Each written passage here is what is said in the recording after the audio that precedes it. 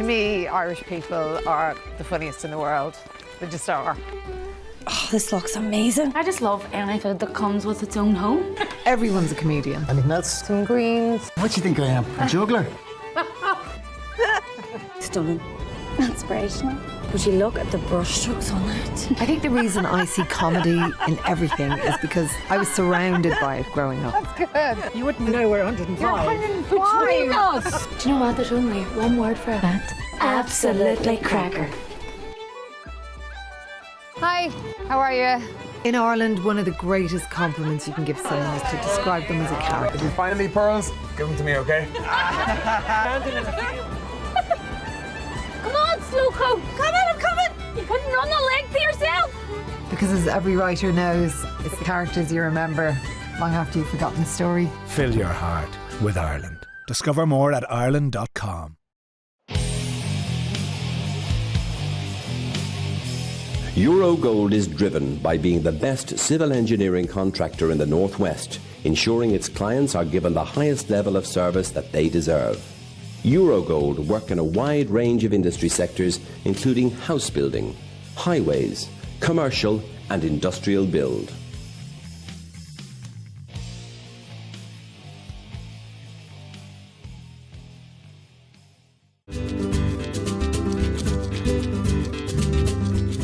La Vita is an award-winning, independently run Italian restaurant.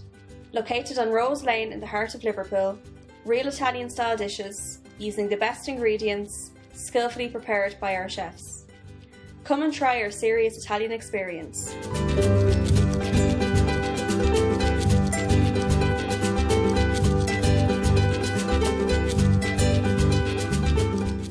The Warrington Irish Club.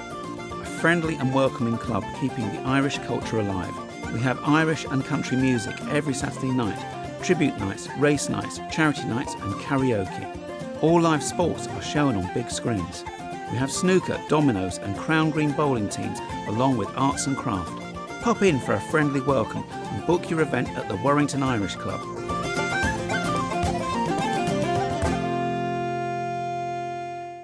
Jerry Flynn Events presents the original Beat in the Heat on the Costa del Sol. Now in its 23rd year, the Costa del Dance takes place between the 1st and the 11th of April 2024 at the Hotel Amaragua, Torremolinos. Prices start from £680 sterling or €782 for a 7 or 10 night stay with dinner, bed and breakfast featuring the best in country, Irish, ceilidh and set dancing. To book, phone 01254 445 050 or visit jerryflynnevents.com.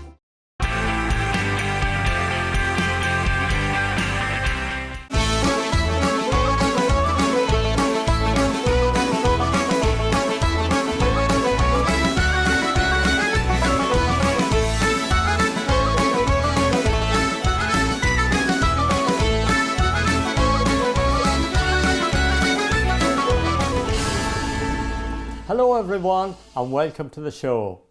Coming up later on, we'll be at the Embassy of Ireland in London. We'll be meeting Minister Seán Fleming TD as he announces over £6 million in funding for our community groups.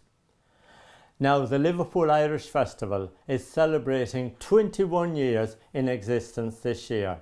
The festival runs for 10 days and there's events taking place right across Liverpool. Recently, we went along for the launch night at the Liverpool Irish Centre.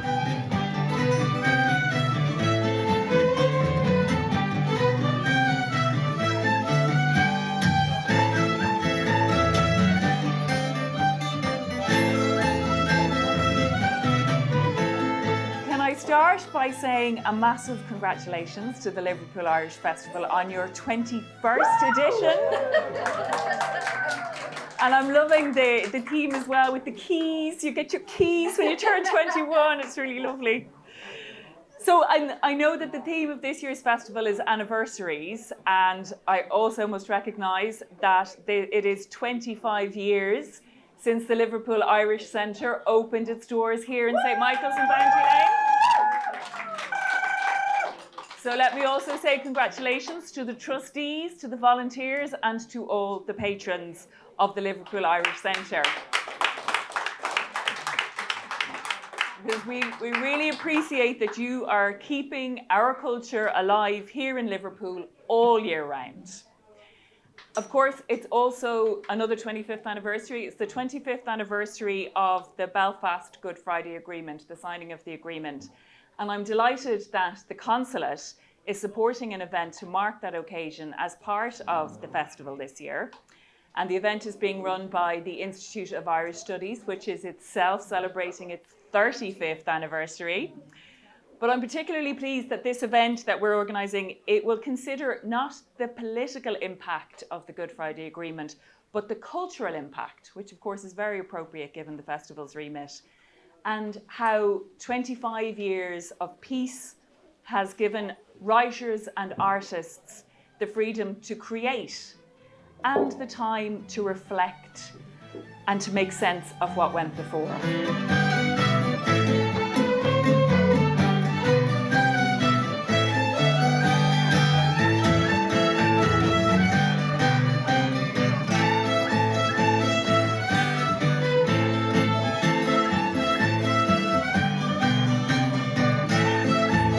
We're really very glad to be here. I'd like to thank the Irish World, who are the media partner on the launch. Culture Liverpool are a constant support across the year, and genuinely, we're so grateful that we are in Liverpool and that we have your support the way that we do. It matters such a lot to us, as it does with the Consul and the Embassy. And we really need to thank the National Lottery Heritage Fund this year. We've got a second round of funding and we're doing lots of work on the Liverpool Irish Famine Trail this year.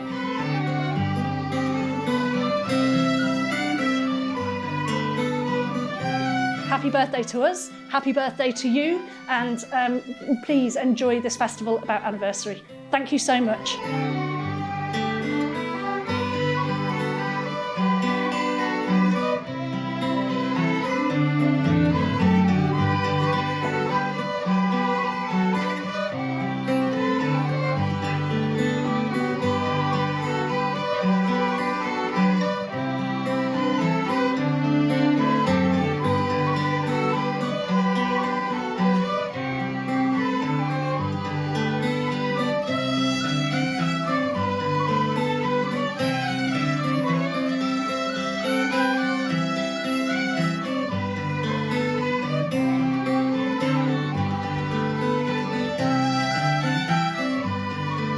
It's been 21 years. It's been a fantastic experience for me.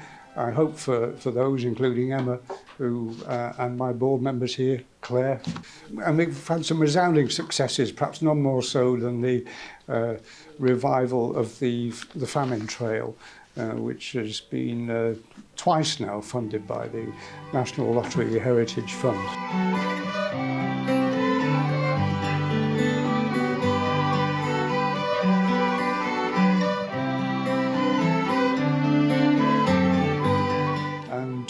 I'm delighted that we've got 10 days of events on a grand scale to hopefully entertain, enlighten, inform, enjoy.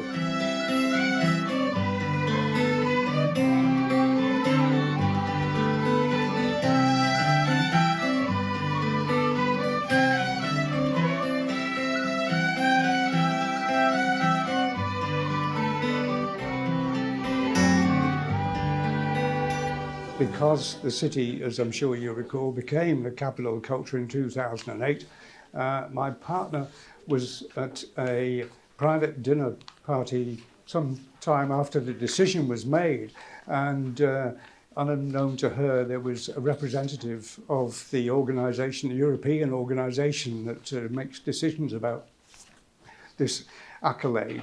She announced that the reason why Liverpool had succeeded in its bid in comparison with, I think, Oxford, Newcastle, I don't know who else was in the frame, was because it had an Irish festival, because it was acknowledging its history and its heritage.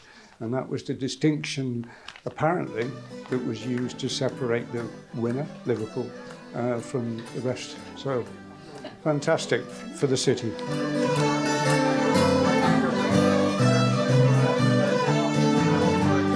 It's amazing to have everybody here at the centre. It's just fantastic. So many celebrations, so much support from the Irish government, from the Irish community, all the volunteers, all the wonderful musicians. You're just fantastic, keep on playing. And I said I wouldn't say much, so thank you and enjoy yourselves.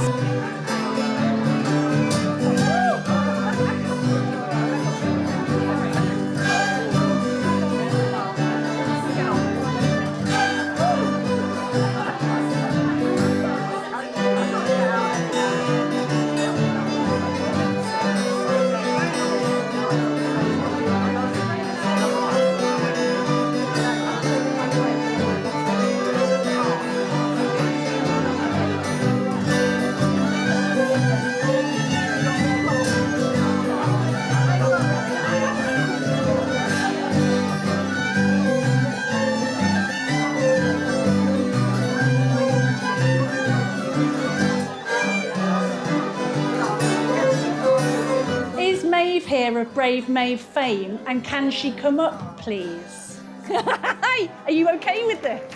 Everybody, this is Brave Maeve. This book is all about her, a lovely, brilliant, bouncy Liverpool Irish girl who is now being shy but had that room completely torn apart a few years ago. My name is Maeve. I'm 6 years old and I have a book written about me. What does it feel like to have a book written about you? Good. Good. I am a cartoonist and I work on all kinds of things. I draw My Little Pony comic strip. I work on packaging for sweets. The Liverpool Irish Festival, who have been so kind as to invite me tonight, they were interested in raising the profile of the Irish Gaelic language. And they wanted a new, novel, interesting approach to get as many young people to engage as possible. I wrote the story, and I wrote the story in a very succinct manner so that it could be translated into Gaelic on the same page and be read very, very quickly. English in one bubble, Gaelic in the other. I found it was an absolute gold mine when I looked into Irish folk history, mythological creatures, myths and stories. I was spoiled for choice. And I wove into the quest as many figures as possible. We've got the Banshee, we've got the Puka, we've got the Salmon of Knowledge, we've got the Kelpie, we've got Ain, the Fairy Queen. Honest to God, for a writer, it's a gold mine. The book is available on the Liverpool Irish Festival website. It will be available for download on Amazon, and it will also be available to order physical copies, print on demand from Amazon.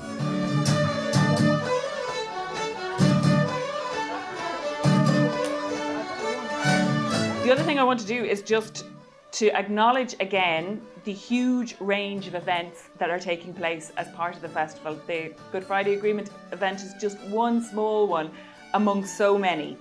And as an Irish government representative, we are very proud of the contribution that the Irish have made to Liverpool.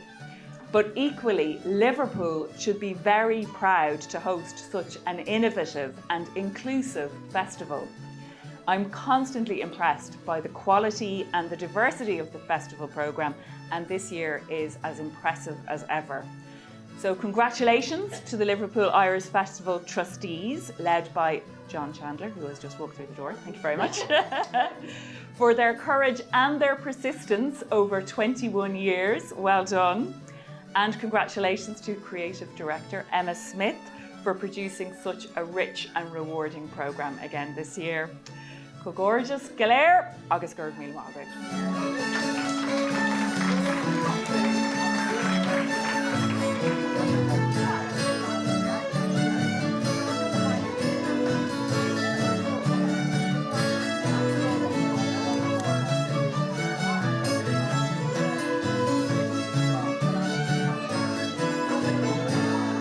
The festival is always a great success, showcasing the best of Irish music, song and dance. Well done to them all. We are going to take a break, and we'll see you in a few minutes.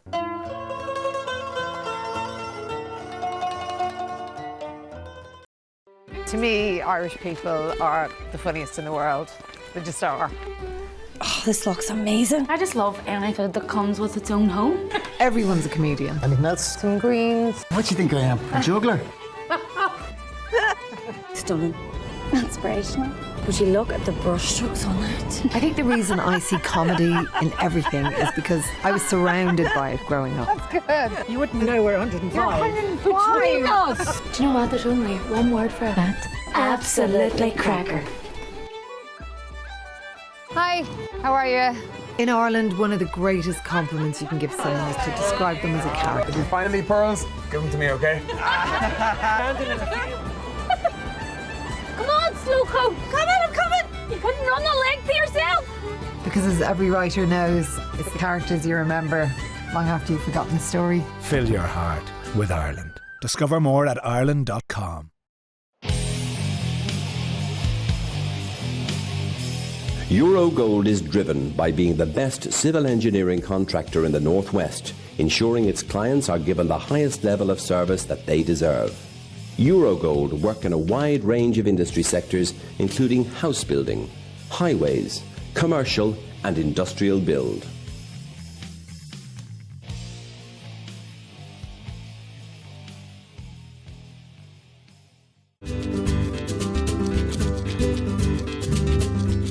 La Vita is an award-winning, independently run Italian restaurant. Located on Rose Lane in the heart of Liverpool, real Italian-style dishes, using the best ingredients, skillfully prepared by our chefs. Come and try our serious Italian experience.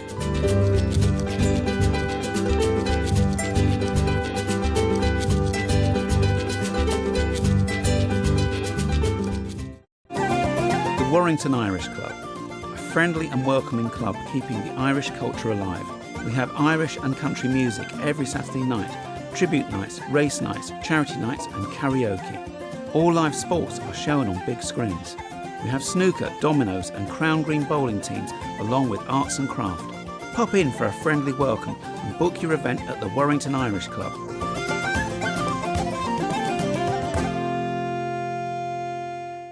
Jerry Flynn Events presents the original Beat in the Heat on the Costa del Sol. Now in its 23rd year, the Costa del Dance takes place between the 1st and the 11th of April 2024 at the Hotel Amaragua, Torremolinos. Prices start from £680 sterling or €782 for a 7 or 10 night stay with dinner, bed and breakfast featuring the best in country, Irish, ceilidh and set dancing. To book, phone 01254 445 050 or visit jerryflynnevents.com.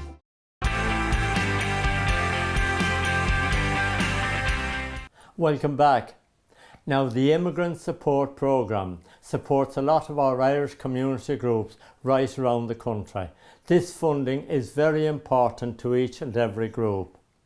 Well, a few weeks ago, we went along to meet Minister Seán Fleming TD as he announced over £6 million in funding to support our Irish community groups here in England.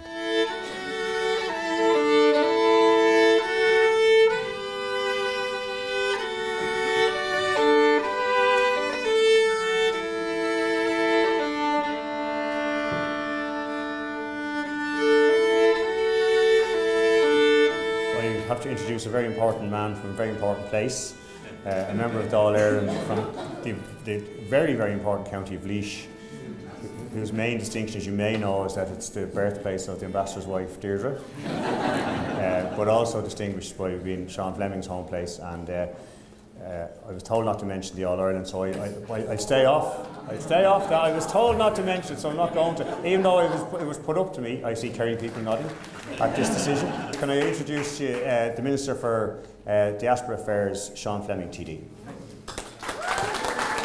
Minister, I know you hit the ground running on your visit to London because you were actually with the Lewisham Irish Centre this morning. Yes, I was out there this morning. It was a fabulous visit I met lots of the people who are in the centre. They run a really good show out there. The interesting thing is there are a lot of women out there, which I always expect at these centres, but there was a lot of men there today, and they play a bit of cards, I think, one day a week out there. So it's lovely to see them. And I actually said when I was speaking from the podium, I felt like a parish priest looking down at the church, and the women were on one side and the men were on the other. And lovely centre in Lewisham, and they work with the local council as well, which are very important. And they provide a great service for them, helping people get Irish passports and things now, you know, second generation and all that as well.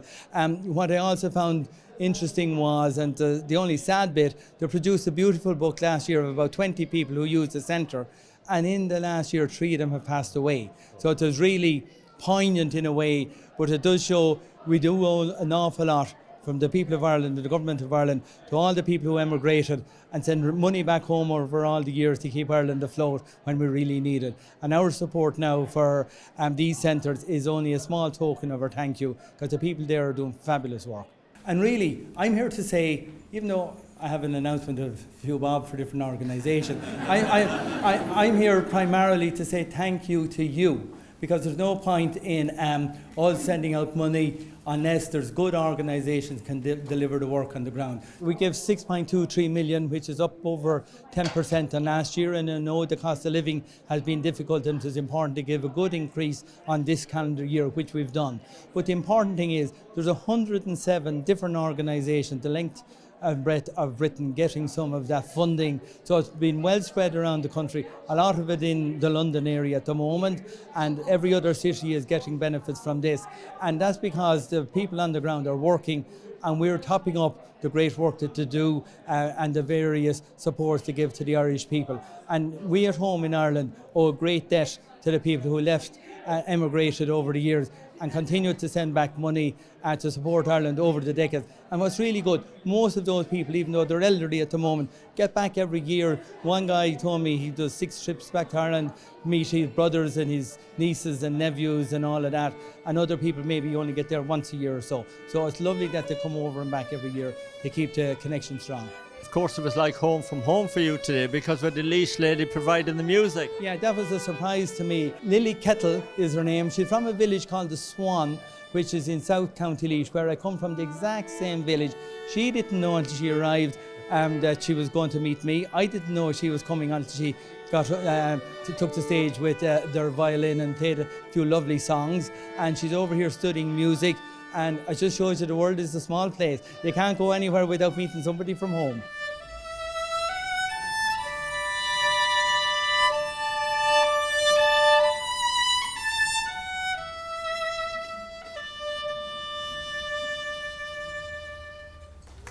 I have to say, today is probably one of the biggest gatherings I've seen here at the embassy. There's a fantastic crowd there, Martin. I think I saw you filming earlier on. There's a big crowd here in the embassy of all the organisations, and it really is great to see so many people. And as someone said to me, a lot of new faces as well as a lot of the old faces that we know for so many years. So many people has made the journey from all parts. In fact, Tony Corcoran probably travels the furthest way from Newcastle. Unless there's someone from Scotland, I'll have to check, but Tony's come a long way. People have come from all over the country, that's absolutely right. And as I say, it's nice for us to thank all the people and just have a couple of hours here in the embassy and celebrate all the good work and wish people well, but mainly to thank people for the tremendous work they do all over the country. It means a lot to these groups that yourself and the Minister can get around to see them and experience what they are doing. That's absolutely right. It's really important. So the Minister came here yesterday. We had an event to celebrate the 50th anniversary of Irish in Britain last night. They have this wonderful oral history project which they put together. The Irish people in this country telling their own story. That's going on tour now, starting in London and going to a few other cities around the country. And then the Minister was here, as you say, he went to Lewisham this morning. He did a meeting as well with one of the Labour shadow ministers about politics, not community, but did a bit of, we work them hard, Martin, you know, when they come over. And then he met the Emigrant Support Advisory Committee as well, who do all the work to help guide the department and the embassy and the government at home on everything we should do to help support our organisations here in Britain. So he's had a busy programme. Our community out here is getting older, and the issue of isolation and housing is becoming more and more important, and it's an issue that you're all dealing with. So I would say it's really, really important that you help bring people out, and I use the phrase as a male phrase, and I hope I'm allowed to say that, but don't let the old man in, is what I say.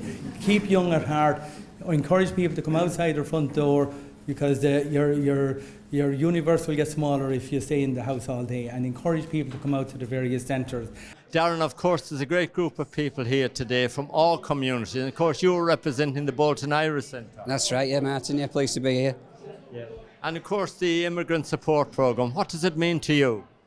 It's a lifeline for a lot of our members, particularly the elderly generation, and that opportunity to meet every Friday and socialise and embrace Irish culture as well. It's really important to us, so we're thankful for the Irish government for the funding that we've received and continue to receive. Yeah, of course this is very important for all our centres, but of course up in Bolton you've got a nice centre there, and it's important to help the people in that area.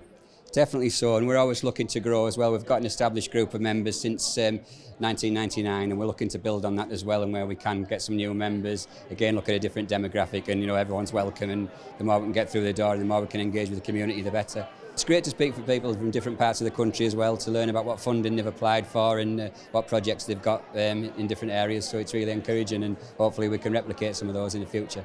I spoke to colleagues in the room from Luton and Leeds and other areas, so it's fantastic to see what's going on, and hopefully we can build on that in our own community, as challenging as it can be at times, but we will keep going, and we've got to keep it lit, haven't we?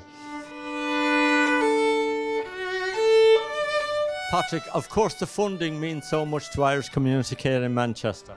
It does indeed. I mean, the funding keeps us going, really. We're here to support the Irish community.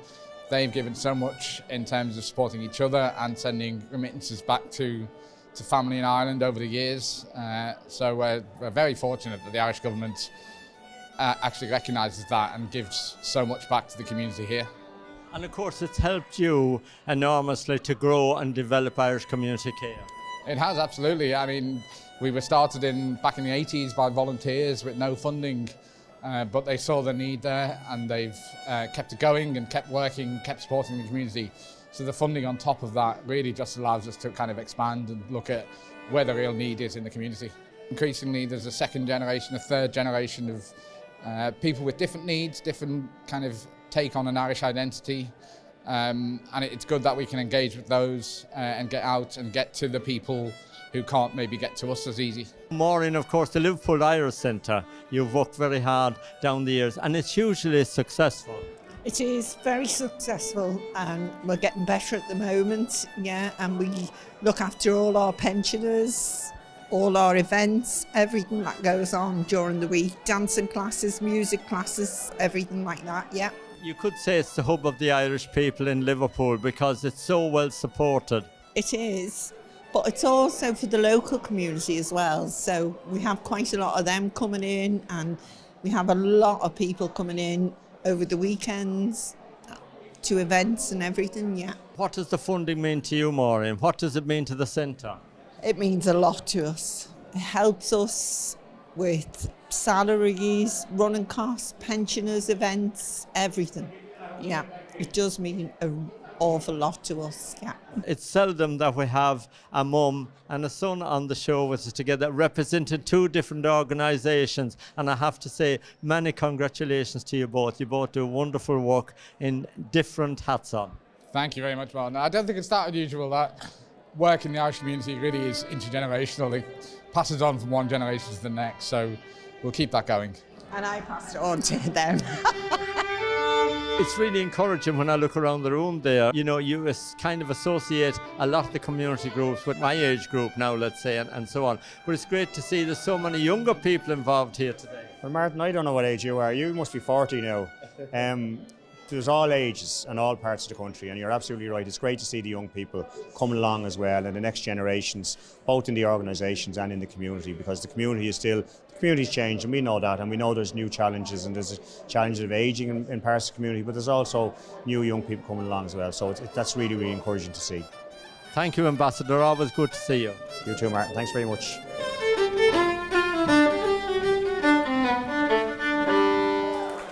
Without the continued financial support of the Irish government, a lot of our community groups would not be able to continue to provide the wonderful support that they provide to our Irish community here in England. That's it for this week. We'll be back next Thursday night at 7:30. Until then, thank you all so much for watching.